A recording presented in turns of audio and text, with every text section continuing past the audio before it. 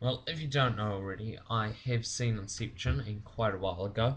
I also went with my friend to see it a second time because he had not seen it and really wanted to. Unfortunately, he didn't care for it much after he saw it, which is a shame because, in my opinion, this movie is really, really good. I seriously thought this movie needed a lot of talent to make and had more talent put into it than would be expected of most other filmmakers. The film is basically about Dom Cobb, who works for an agency where you can access other people's dreams and steal an idea from the person dreaming from what you've seen of that person's subconscious. And then Dom is given his final mission, which is to perform Inception, which is to plant an idea into the mind of the person dreaming. So let's start with one of the main pros about this movie, which is the visuals. The visual effects in this movie are outstanding. They're sort of like the visuals in The Lovely Bones mixed with The Matrix, which I think we can agree both had amazing special effects. And secondly, the performances in this movie are great as well. Oh, okay.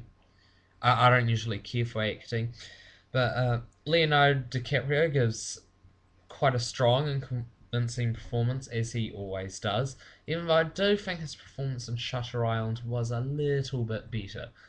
Ellen Page gives a performance which is a big step up from Juno, which she still gave a good performance in, but her role in this movie was a lot more deep and informative than her one in Juno. And I also thought that the story was really well told as well.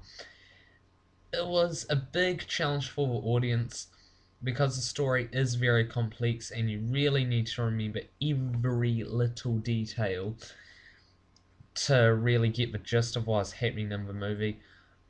I just never knew how complex our dreams could be.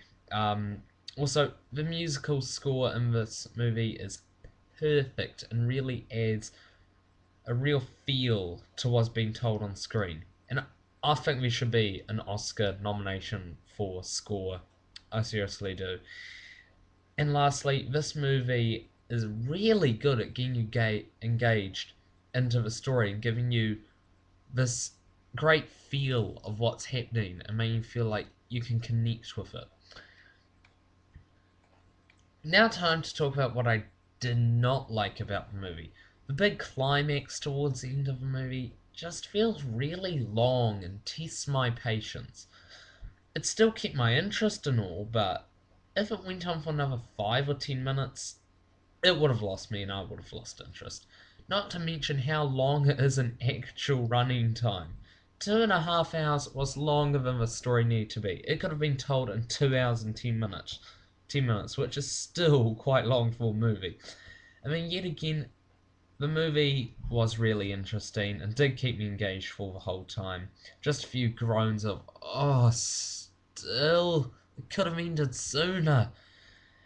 But overall, Inception is a very intense thriller as well as an in-depth action heist movie, and is also a very good drama.